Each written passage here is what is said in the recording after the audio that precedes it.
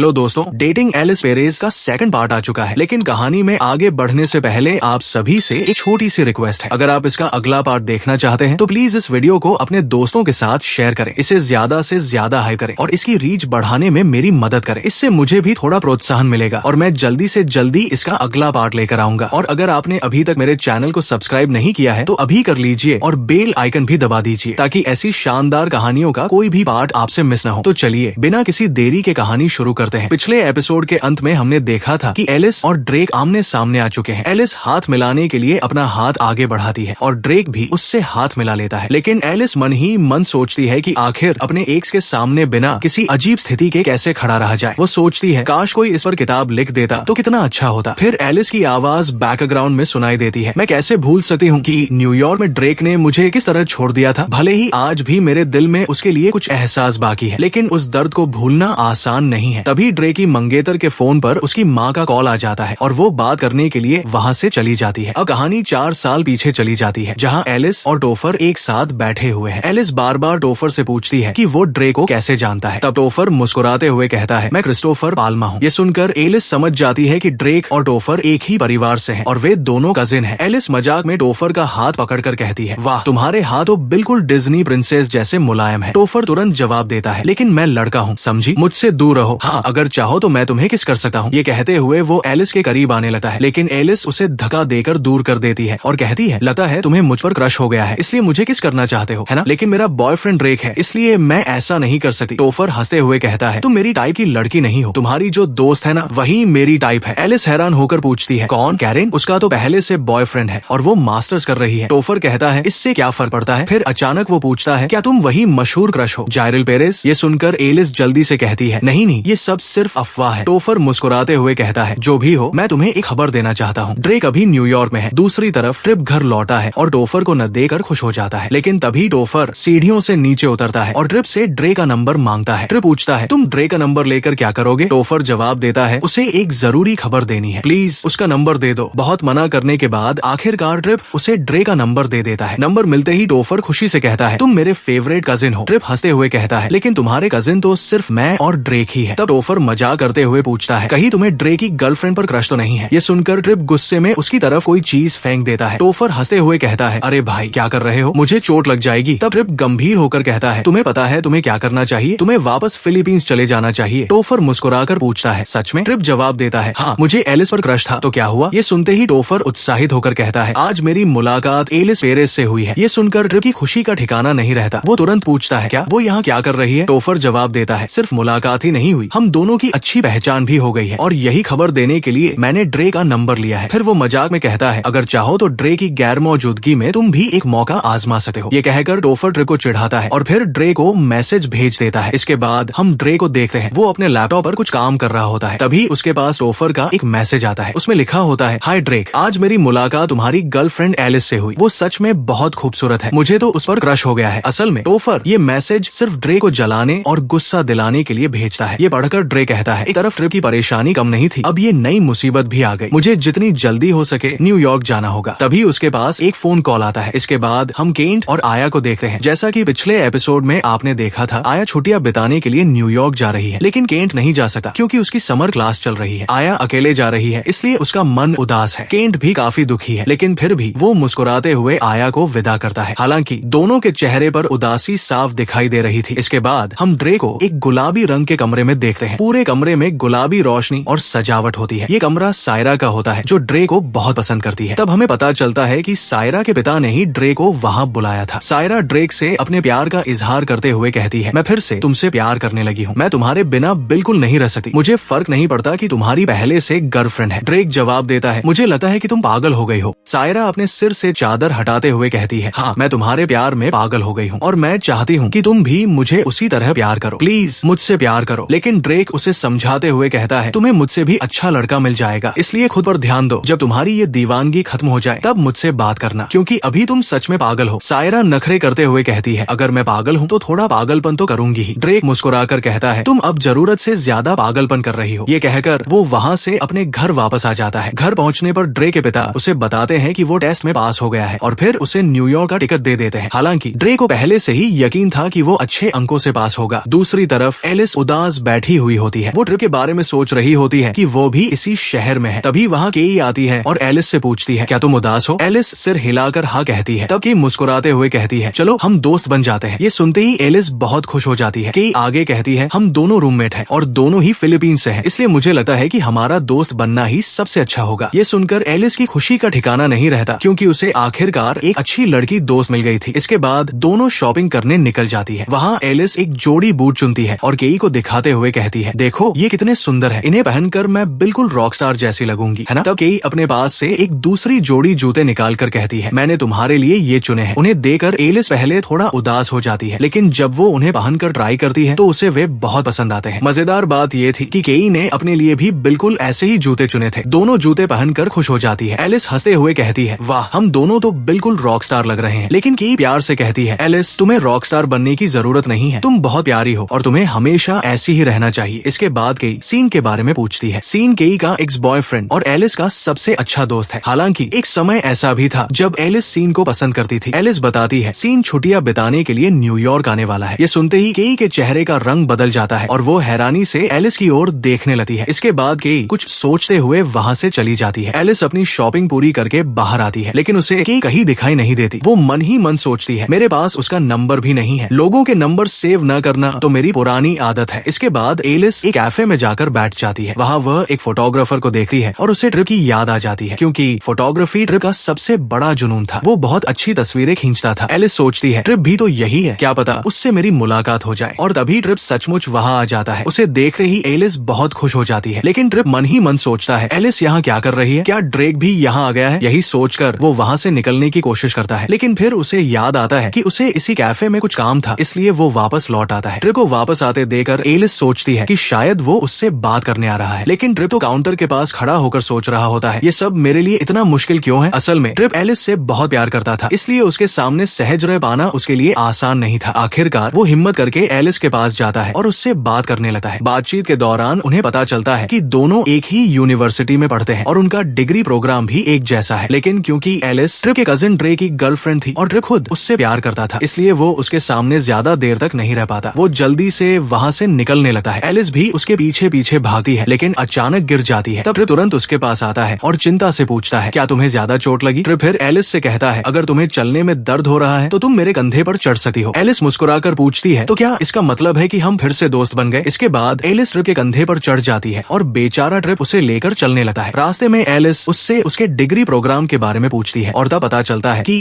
दोनों का degree programme एक ही है। दूसरी तरफ ड्रेक न्यूयॉर्क जाने के लिए अपना सामान पैक कर रहा होता है। तभी उसके पिता कमरे में आते हैं और कहते हैं, सायरा नीचे आई है, क्या मैं उसे ऊपर भेज दूं? ड्रेक थोड़ा नाराज होकर कहता है, पापा आप जानते हैं कि मेरी गर्लफ्रेंड है, सायरा से कहिए नीचे इंतजार करे, मैं खुद आता हूँ। जब ड्रेक नीचे जाता है तो सायरा उसे बताती है, मैं ये देश छोड़कर अपनी आंटी के पास न्यूयॉर्क जा रही हूँ और वही अपनी पढ़ाई पूरी करूंगी। फिर वो कहती है, कल रात मेरी तुम्हारी गर्लफ्रेंड एलिस से बात हुई थी, वो बहुत अच्छी है। तुम्हारी गर्लफ्रेंड इतनी प्यारी कैसे हो सकती है? ड्रेक मुस्कुराकर कहता है, हाँ वो बहुत अच्छी है, लेकिन थोड़ी परेशान करने वाली भी है। फिर ड्रेक पूछता है, तुम्हारी फ्लाइट कब है? सायरा जवाब देती है, एक हफ्ते बाद। इस पर ड्रेक कहता है, मेरी फ्लाइट तो आज शाम की है। ये सुनकर सायरा उसे गले लगाकर कहती है, मैं तुम्हें बहुत मिस करूंगी। ड्रेक उसे दिलासा देते हुए कहता है, जब भी मन करे मुझे कॉल या मैसेज कर सकती हो। लेकिन सायरा जवाब देती है, नहीं इतना आसान नहीं है, जब तक मैं तुम्हारे प्यार से पूरी तरह बाहर नहीं निकल जाती तब तक मैं तुम्हें न कॉल करूंगी और नहीं मैसेज। इसके बाद दोनों एक दूसरे को गले लगाकर विदा लेते हैं। दूसरी तरफ आया एयरपोर्ट पर बैठी होती है। तभी उसका बॉयफ्रेंड केंट उसे वीडियो कॉल करता है और बार बार उसे अलग अलग बातों के लिए सावधान रहने को कहता है। आया थोड़ी नाराज होकर कहती है, अगर तुम्हें मेरी इतनी चिंता है तो तुम्हें मेरे साथ आना चाहिए था, लेकिन नहीं, तुम्हें तो अपनी समर क्लास अटेंड करनी है। आया के पास ही सीन बैठा होता है, क्योंकि सीन और आया दोनों न्यूयॉर्क में एलिस के पास छुट्टियां बिताने जा रहे थे। असल में एलिस, आया और सीन बचपन से ही बहुत अच्छे दोस्त थे। फोन रखने के बाद आया सीन से केई के बारे में पूछती है और कहती है, दुनिया में और कोई नहीं था क्या जो एलिस की रूममेट केई बन गई? क्या अब भी तुम्हारा उससे कोई संपर्क है? सीन जवाब देता है, हाँ कभी कभी बात हो जाती है। फिर मुस्कुराते हुए कहता है, हाँ बात तो होती है, लेकिन अब मेरी पसंद बदल चुकी है। ये कहते हुए वो आया की तरफ एक अलग ही अंदाज में देखता है। सीन की ये नजर देकर आया उसे तुरंत डांटना शुरू कर देती है। बेचारा सीन डर जाता है। इन दोनों की दोस्ती हमेशा से ऐसी ही नोकझोंक वाली रही है। इसके बाद हम केई और एलिस को देखते हैं। केई एलिस को उसकी सभी क्लासों और सब्जेक्ट्स के बारे में अच्छे से समझा रही होती है, लेकिन दोनों के सेक्शन अलग अलग हो गए थे, जिसकी वजह से एलिस थोड़ा उदास हो जाती है। हालांकि केई उसे हर चीज अच्छे से समझाकर उसका हौसला बढ़ाती है। फिर केई अपनी क्लास के लिए चली जाती है और और एलिस अकेली रह जाती है। वो कॉलेज के कॉरिडोर में अकेले चल रही होती है कि तभी वहाँ ट्रिप आ जाता है। दोनों बातचीत करते हैं और उन्हें पता चलता है कि उनका सेक्शन एक ही है। अब बेचारा ट्रिप करे भी तो क्या करे, वो जितना एलिस से दूर जाने की कोशिश करता है उतना ही उसके करीब आता जा रहा था। इसके बाद दोनों क्लास में पहुंचते हैं जहाँ एक नोटिस लगा होता है। उसमें लिखा था कि अगली क्लास में सभी स्टूडेंट्स को एडवर्टाइजिंग पर 5 पन्नों का पेपर तैयार करके लाना होगा। ये देखकर एलिस का सिर घूम जाता है। वो परेशान होकर सोचने लगती है कि आखिर वो ये सब कैसे करेगी। उसकी ये हालत देखकर ट्रिप हंस पड़ता है और कहता है कोई बात नहीं, मेरे साथ कैफे चलो, हम दोनों मिलकर ये पेपर तैयार करेंगे। इसके बाद दोनों कैफे पहुंच जाते हैं। वहाँ 1 घंटे तक बैठने के बाद ट्रिप के 3 पन्ने पूरे हो चुके थे, लेकिन एलिस अभी तक 3 लाइन भी नहीं लिख पाई थी। ये देखकर ट्रिप कहता है अगर तुम्हें ये भी नहीं आता तो तुम पास कैसे होगी। एलिस मासूमियत से जवाब देती है मैं क्या करूँ, मैं तो हमेशा ड्रे के साथ वीडियो कॉल पर बिजी रहती हूँ। ये सुनकर ट्रिप का दिल थोड़ा टूट जाता है, लेकिन वो कुछ नहीं कहता। वो एलिस का लैपटॉप लेता है और खुद ही उसके लिए एडवर्टाइजिंग पर 5 पन्नों का पूरा पेपर तैयार कर देता है। आखिर बेचारा ट्रिप भी क्या करता, वो एलिस से जान से भी ज्यादा प्यार जो करता था। उधर जब एलिस डॉर्मेट्री वापस आती है तो केई उससे पूछती है तुम कहाँ थी, अंदर कोई तुम्हारा इंतजार कर रहा है। ये सुनकर एलिस सोच में पड़ जाती है कि न्यूयॉर्क में उसका इंतजार कौन कर सकता है। जैसे ही वो अंदर जाती है वो देखती है कि वहाँ ड्रे खड़ा है। ड्रे को देखते ही उसकी खुशी का ठिकाना नहीं रहता। दूसरी तरफ जब ट्रिप घर लौटा है तो टोफर उसे बताता है ड्रेक आ गया है। ये सुनकर ट्रिप सोचता है हाँ ड्रेक तो आएगा ही, क्योंकि एलिस यहाँ जो है। टोफर आगे कहता है मैंने उसे यहाँ रहने के लिए कहा था, लेकिन उसने होटल में रुकना पसंद किया। इस पर ट्रिप मजाक उड़ाते हुए कहता है इस गंदे घर में रहने से तो होटल में रहना ही बेहतर है। लेकिन टोफर हमेशा की तरह ट्रिप को चिढ़ाने लगता है। उधर ये दोनों प्रेमी प्रेमिका डिनर के लिए बाहर आए होते हैं। एलिस ड्रेक से कहती है तुम चाहो तो मेरे साथ डॉर्मेट्री में भी रह सकते हो। ड्रेक शरारती अंदाज में कहता है क्यों, क्या शादी से पहले ही तुम्हारा मेरे साथ वो सब करने का इरादा है। ये सुनते ही एलिस शर्म से लाल हो जाती है और वहाँ से भाग जाती है। अगले दिन क्लास में हम देखते हैं कि एलिस गैर हाजिर है। ट्रिप बार बार उसकी खाली कुर्सी की तरफ देख रहा था। दूसरी ओर एलिस और ड्रेक साथ में घूम फिरकर खूब मस्ती कर रहे थे। इसी बीच ट्रिप एलिस को मैसेज करता है, लेकिन एलिस उसका मैसेज नजरअंदाज कर देती है। फिर क्लास के प्रोफेसर सभी स्टूडेंट से कहते हैं जो स्टूडेंट आज गैर हाजिर है उन्हें 5 पन्नों में अपनी अनुपस्थिति का कारण लेकर मुझे जमा करना होगा। इसके बाद दूसरी क्लास से भी एलिस के पास मैसेज आता है, लेकिन वो उसे भी अनदेखा कर देती है। आखिरकार प्रोफेसर स्कॉट खुद एलिस को मैसेज करते हैं और उनसे व्यक्तिगत रूप से मिलने के लिए कहते हैं। अब एलिस के पास कोई दूसरा रास्ता नहीं बचता। वो ड्रेक से कहती है मुझे अब क्लास के लिए जाना होगा। ड्रेक मुस्कुराकर कहता है ठीक है कोई बात नहीं। इसके बाद एलिस प्रोफेसर स्कॉट के ऑफिस में पहुंचती है, जहां प्रोफेसर स्कॉट एलिस को बहुत अपमानित करने लगते हैं। वो उसकी एक भी बात सुनने को तैयार नहीं होते। आखिरकार एलिस उदास होकर ऑफिस से बाहर निकल आती है। बाहर आकर वो देखती है कि ड्रेक वहाँ खड़ा है। उसे देखते ही एलिस फिर से खुश हो जाती है और मुस्कुराकर कहती है क्या बात है, क्या तुम मुझे मिस कर रहे थे इसलिए तुरंत यहाँ आ गए, कुछ बोल क्यों नहीं रहे। लेकिन ड्रेक के चेहरे को देखकर साफ पता चल रहा था कि कुछ न कुछ जरूर हुआ है। वो बहुत गंभीर दिखाई दे रहा था। तभी कहानी फिर वर्तमान समय में लौट आती है और ड्रेक एलिस से पूछता है मुझे बस एक बात बताओ, क्या तुम ट्रिप को डेट कर रही हो। इसके बाद सीन फिर से कैंपस एरिया में दिखाई देता है। वही ड्रेक एलिस को समझाते हुए कहता है तुम्हें अपनी पढ़ाई पर ध्यान देना चाहिए और सभी क्लास नियमित रूप से अटेंड करनी चाहिए। दूर खड़ा ट्रिप इन दोनों को बातें करते हुए देख रहा होता है। वो मन ही मन सोचता है तो यही वजह है कि एलिस क्लास में नहीं आ रही थी। इसके बाद ट्रिप सीधे ड्रेक के पास जाता है और उसे खरी खोटी सुनाने लगता है। ड्रेक कहता है तुम बिना वजह मुझे इतना कुछ क्यों सुना रहे हो। तब ट्रिप गुस्से में जवाब देता है मुझे चाहे सब कुछ पता हो या ना हो, लेकिन तुम एलिस को इस तरह तकलीफ मत दो। वो सिर्फ तुम्हारे लिए अपनी पढ़ाई छोड़ रही है। वो तुम्हारे साथ वीडियो कॉल करती है, फोन पर बातें करती है और हर समय तुम्हारे साथ घूमती रहती है। अगर 2 दिन बाद वो फेल हो गई तो लोग उसी को दोष देंगे, तब तुम कहाँ रहोगे ये मैं देखना चाहता हूँ। फिर वो आगे कहता है सब लोग तुम्हें बहुत मैच्योर समझते हैं, द ग्रेट ड्रेक पाल्मा कहते हैं, लेकिन सच तो ये है कि तुम एक लूजर हो। ये कहकर ट्रिप ड्रेक को बहुत सारी बातें सुनाता है। ड्रेक को बहुत गुस्सा आता है, लेकिन वो फिर भी चुप रहता है। ट्रिप अपनी भड़ास निकालकर वहाँ से चला जाता है। इसके बाद हमें एक फ्लैशबैक दिखाया जाता है। जब प्रोफेसर स्कॉट एलिस का अपमान कर रहे थे तब ड्रेक ऑफिस के बाहर खड़ा होकर ये सब सुन रहा था। यही वजह थी कि बाद में वो एलिस से ठीक तरह से बात नहीं कर पा रहा था। तो दोस्तों आज के लिए बस इतना ही। अगर आपको ये वीडियो पसंद आई हो तो मेरे चैनल को जरूर सब्सक्राइब करें। आपके सपोर्ट से ही मुझे नई नई वीडियो बनाने की प्रेरणा मिलती है। मिलते हैं अगली वीडियो में, तब तक के लिए अलविदा दोस्तों।